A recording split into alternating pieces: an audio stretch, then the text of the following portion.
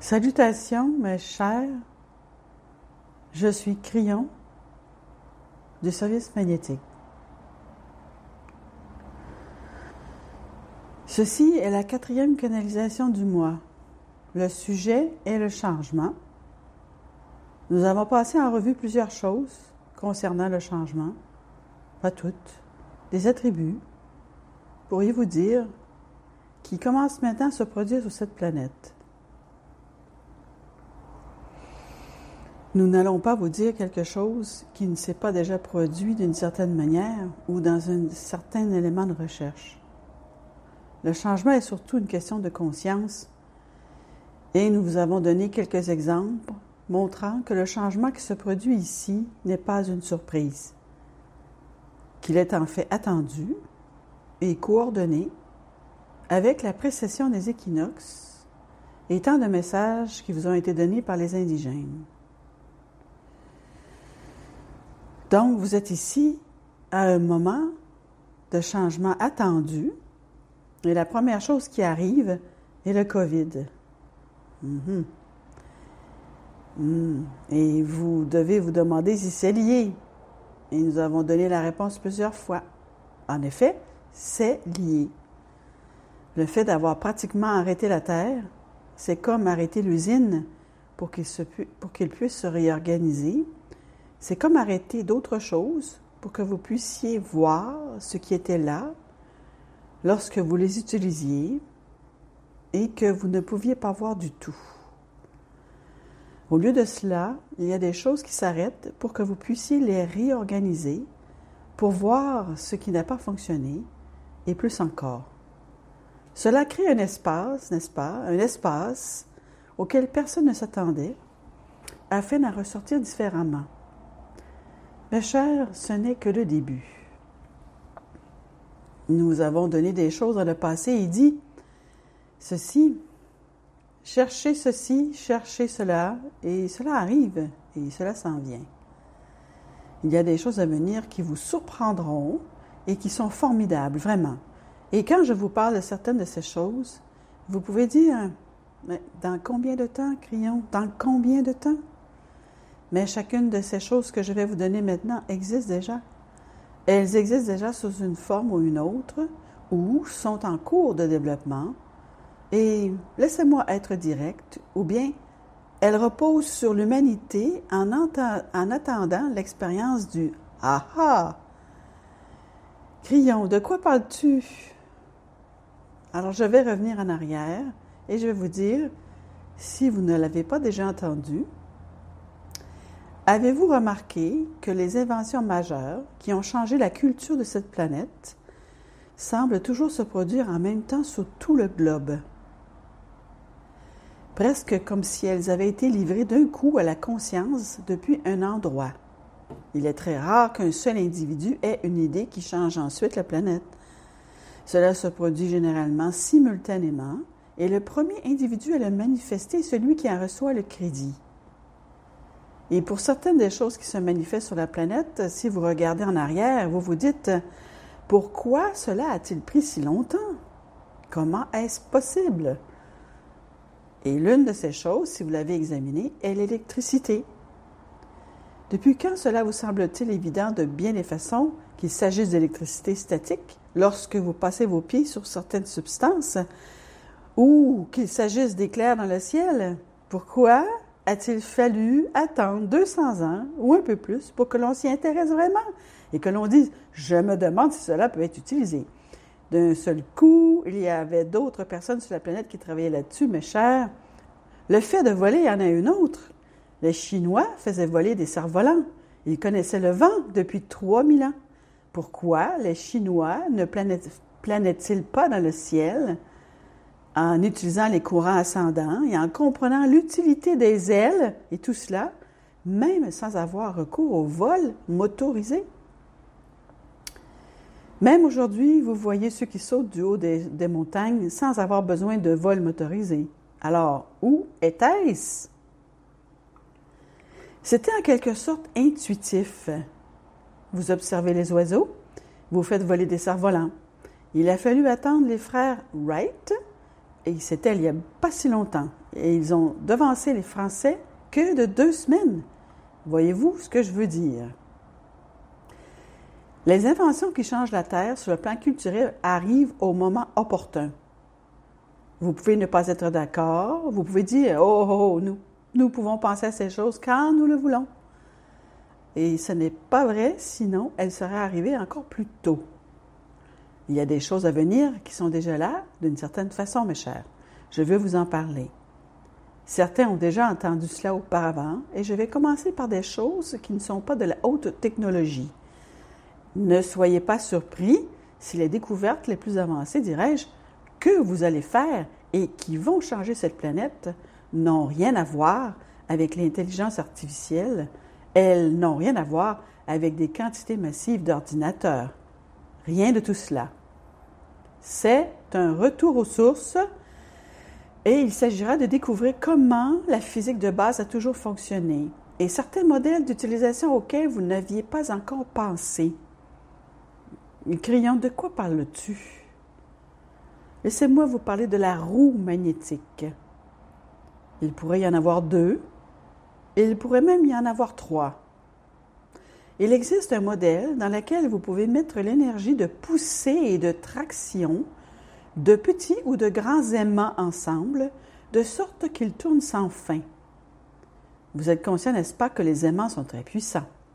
Les aimants naturels sont très puissants. Ils repoussent et ils attirent. Mettez-les ensemble dans un dispositif où ils pousseront et tireront les uns contre les autres, comme une sorte de petit moteur, où ils fonctionneront toujours et toujours et toujours. Tout ce que vous devez faire, c'est de huiler le roulement de temps en temps. Avez-vous pensé à cela? Si vous pouvez avoir un cercle qui tourne sur un axe, vous pouvez produire de l'électricité. Je veux que vous pensiez à une idée et je vais aller droit au but. Imaginez qu'il n'y a pas de batterie. Crions, de quoi tu parles? Il faut bien des batteries.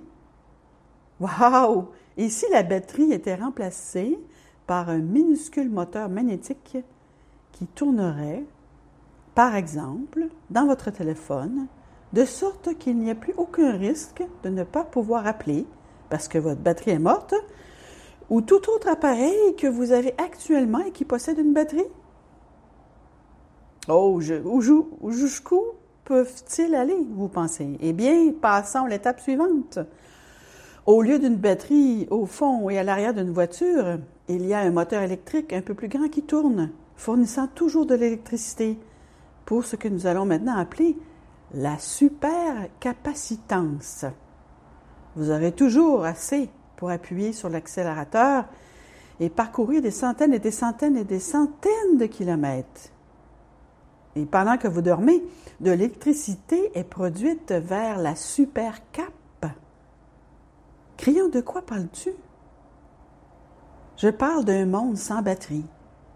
Mais plus que ça, je parle d'une alimentation pour chaque bâtiment qui existe avec un module sur le toit et sans réseau qui tombe en panne et où aucun phénomène météorologique ne pourra jamais plus paralyser une ville ou causer la mort des gens parce qu'ils ne peuvent pas avoir de l'électricité, parce qu'elle est juste à l'extérieur dans un petit moteur qui tourne et qui ne s'arrête jamais, qui fonctionne toujours et qui alimentera tous leurs appareils. Je veux que vous imaginiez cela. Vous pourriez dire, c'est bien, mais en quoi cela aidera-t-il la planète? Imaginez ceci. Et si chaque continent sur cette planète pouvait avoir autant d'électricité qu'elle le souhaite instantanément, elle tiendrait dans la poche et les gens pourraient communiquer. Les ordinateurs fonctionneraient, les téléphones et l'Internet fonctionneraient quoi qu'il arrive. Pouvez-vous imaginer quand tout le monde pourra parler à tout le monde? Les différentes cultures, les continents commenceraient à se rétablir, à s'éduquer, enfin. Et c'est vers ça que ça tend. Tout cela à partir d'un modèle encore inconnu, en assemblant ces aimants pour qu'ils puissent poussent et tirent d'une manière telle qu'ils tournent à l'infini et ils peuvent être miniaturisés ou encore énormes. Ils pourront alimenter des bateaux et des voitures et ils dureront éternellement sans qu'aucune ressource ne soit prélevée sur cette planète et sans que rien ne soit rejeté. Imaginez, c'est la puissance et la beauté d'une source que vous n'avez jamais utilisée, pas vraiment. Le magnétisme. Mes chers, ce modèle particulier est en cours. Peut-être que l'un d'entre vous le possède. Voici mon message pour vous. N'ayez pas peur de le faire apparaître. Certains diront, les compagnies d'électricité de la planète vont l'acheter et le mettre de côté parce qu'elles veulent vendre ce qu'elles produisent. Et la réponse est, oh non, ils ont des problèmes. Le réseau est en difficulté. Les combustibles fossiles sont en danger, si vous n'avez pas remarqué. Toutes les choses que vous faites pour produire de l'électricité, y compris celles qui étaient censées être le Saint Graal, c'est-à-dire le nucléaire, ne fonctionnent pas pour vous. Et vous savez qu'elles ne fonctionnent pas pour vous. Chacun d'eux est dangereux, sauf le magnétisme. Il est temps, car ceux qui vendent actuellement de l'électricité en utilisant les anciennes méthodes, tous, même s'ils utilisent la chaleur provenant de la planète, tous ont hâte que ce modèle fonctionne, car c'est ce qu'ils fabriqueront et vendront ensuite. Des moteurs magnétiques, petits et grands. Ça y est, ça arrive, plus de batterie. Vous voyez comment cela pourrait tout révolutionner en éduquant la planète? Laissez-moi vous donner mon exemple préféré. Il y a des choses que votre corps fait qui ont tout à voir avec la conscience. Seulement avec la conscience et rien d'autre. Au cours des 20 dernières années, il y a eu une révolution, une preuve. La conscience est une énergie et elle peut faire bouger les choses. On n'a pas toujours pensé que c'était le cas. La conscience était quelque chose d'ésotérique peut-être et pas vraiment définissable, mais elle n'appartenait pas à la physique et pourtant maintenant c'est le cas. Si la conscience est de l'énergie, alors vous avez des règles pour la conscience et il peut y avoir de la physique et de la conscience. Lorsque vous commencerez à le découvrir et à comprendre ce que c'est, vous aurez la réponse à l'effet placebo. Quelqu'un prend une pilule enrobée de sucre et dit « cela va le guérir ». Et ça marche. Quel est le mécanisme? Comment cela est-il possible? Vous prenez une teinture homéopathique, une chimie si petite que vous ne pouvez même pas la mesurer ou à peine. L'inné du corps la détecte et le corps guérit.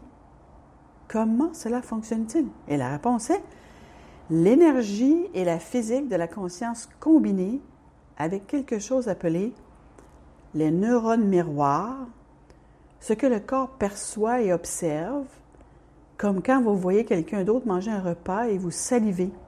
C'est la conscience sur la chimie, mes chers. Y avez-vous pensé?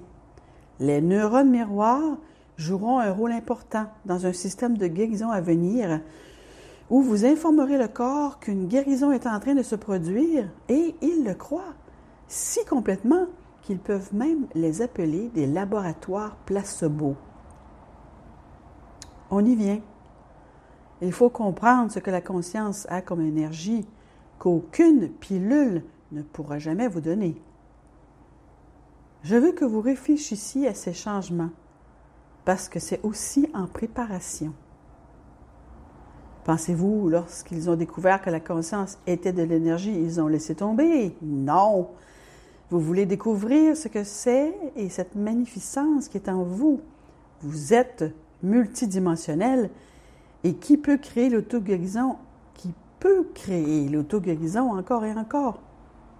Ils le voient tous les jours et ils disent que nous voulons en savoir tellement plus sur la guérison naturelle.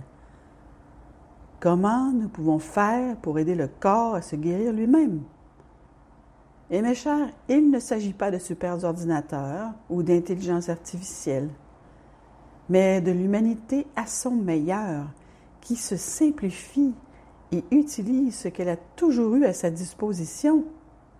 Voilà un véritable avenir. Combien de temps cela prendrait-il? Combien d'entre vous y croient? Car la croyance elle-même, pourrait-on dire, est une sorte d'homéopathie. Car lorsque vous croyez à quelque chose, vous pouvez le faire se produire.